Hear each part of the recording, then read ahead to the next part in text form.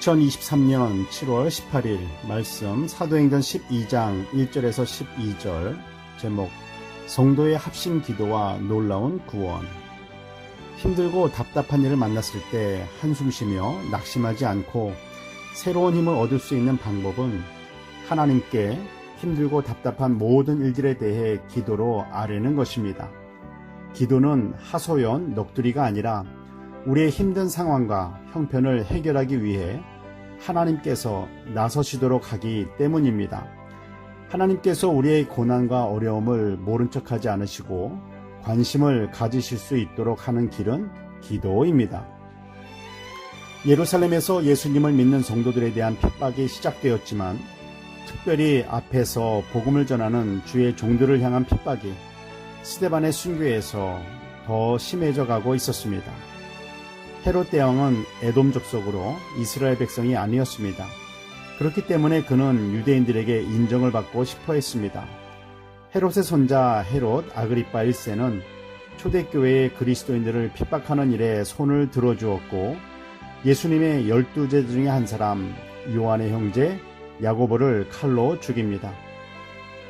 야고보가 죽은 일에 대해 유대인들이 기뻐하는 것을 본 헤롯 아그리파는 이번 기회에 유대인들에게 더 인정을 받고 싶은 마음에 베드로까지 죽이려 했지만 무교절 기간이라 일단 베드로를 잡아서 감옥에 가두었습니다. 야고보가 잡혔을 때 믿음의 사람들은 야고보가 풀려나도록 해달라고 기도했지만 야고보는 죽임을 당했습니다. 그리고 베드로까지 잡혔습니다. 헤롯 아그리빠가 야고보를 죽였듯이 베드로도 죽일 것이라 생각했습니다.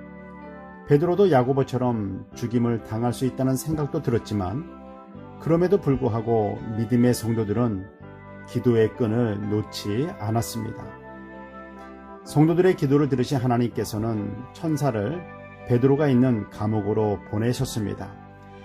베드로는 감옥에 갇혔고 군인 넷씩 네페에게 맡겨 16명의 군인들은 베드로의 감옥을 하루 24시간 지켰을 뿐만 아니라 잠을 잘 때도 베드로를 가운데 두고 양옆에 2명의 군인들이 지켰습니다.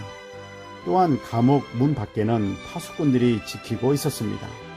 그 누구도 베드로를 감옥에서 빼내올 수 없는 상황이었습니다.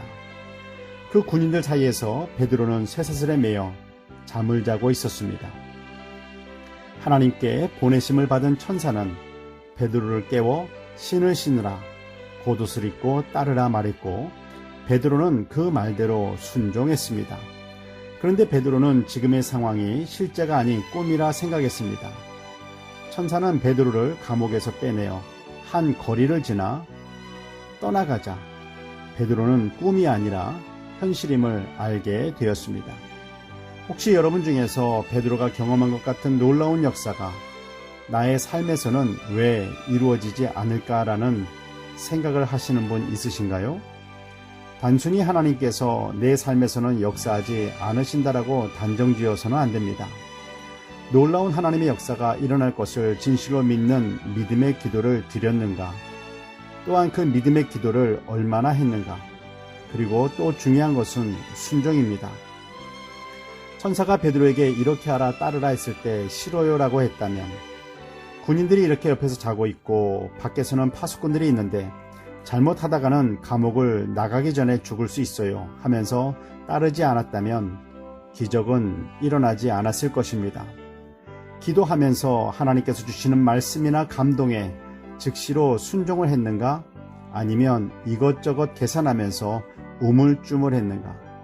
하나님의 놀라운 역사와 기적은 이루어지기 전에 반드시 순종이 있어야 합니다.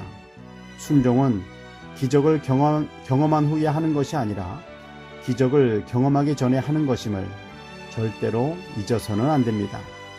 하나님께서 역사하시는 기적이 우리들의 삶 가운데서도 일어나길 원하시나요? 응답을 주실 하나님을 신뢰하면서 믿음으로 기도하시고 하나님께서 말씀하시는 것은 무엇이든지 무조건 즉시로 순종한다면 감옥문이 열리는 기적을 경험하게 될 줄 믿습니다. 기도하겠습니다.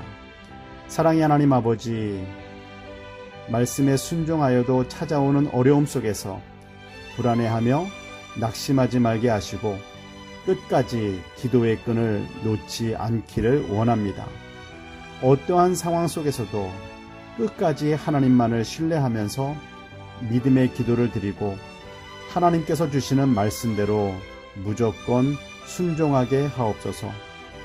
우리의 힘과 능력이 되시는 예수 그리스도의 이름으로 기도드립니다. 아멘.